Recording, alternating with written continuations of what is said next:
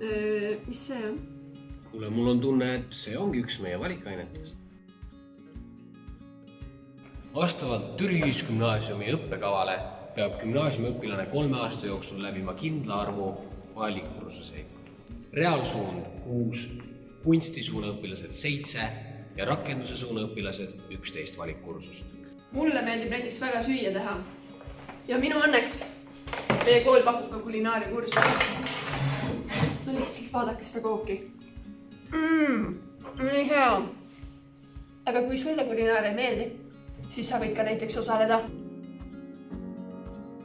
puutöös, sest teod ütlevad rohkem kui sõnad. Või hoopis keraamika. Näete, need on kõik minu tehtud töö ja seal on juba järgmine valmimas. Kuigi mõned kursused sellest nimekirjast on teatud suunadele kohustuslikud, siis enamik on sinu enda valik.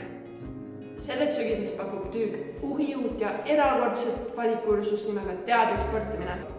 Ja kui teil on üldse rohkem küsimusi meie valikainete kohta, siis uurige lisa meie kodulehel.